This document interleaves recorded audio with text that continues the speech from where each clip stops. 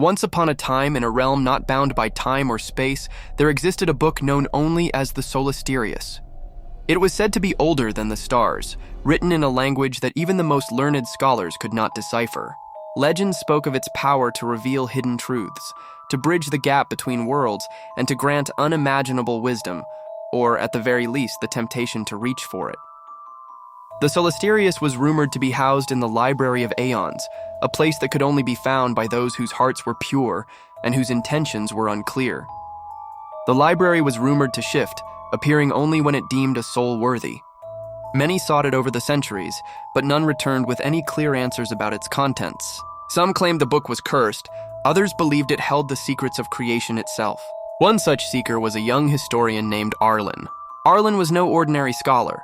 He had a thirst for knowledge so deep that he often found himself lost in ancient tomes for weeks, neglecting everything else.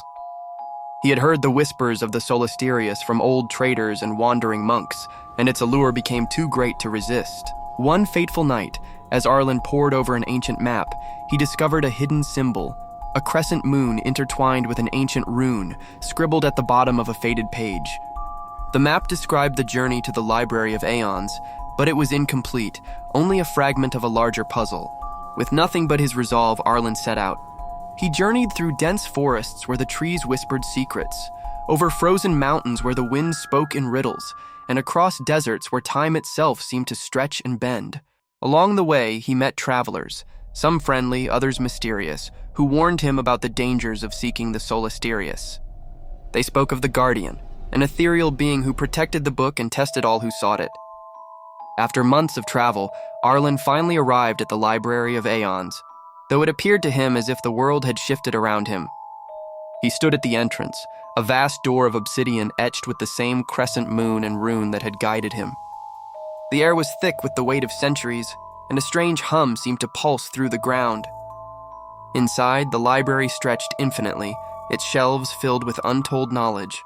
And in the center, illuminated by an otherworldly light, lay the Solasterius. Arlen approached it slowly, his heart pounding with both excitement and dread. As his fingers brushed the cover, a voice echoed through his mind. "Do you seek the truth, young scholar?" Arlen hesitated for only a moment before answering, "Yes."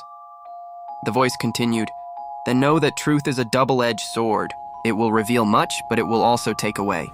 Are you prepared to lose what you know in exchange for what you do not?" Arlen's mind raced. Could he truly sacrifice everything he knew for something more? Something unknown? But his curiosity, his hunger for knowledge, overcame his hesitation. He nodded. The moment his fingers touched the pages, the world around him shattered, transforming into a vast, endless expanse of light and darkness. Time no longer existed. Arlen found himself standing before a vast, incomprehensible being whose form shimmered like liquid starlight. "You have unlocked the knowledge of the Solasterius," the being said, its voice a harmony of 1,000 whispers. "But understand this, wisdom is not a gift, it is a burden. You will now see the world for what it truly is and not as you once believed." The being stretched out a hand, and Arlen felt his mind expand, the universe folding and unfolding before him in ways he could not comprehend. Knowledge of forgotten realms, lost civilizations, and ancient powers flooded his consciousness. But with it came the awareness of how fragile and fleeting everything truly was.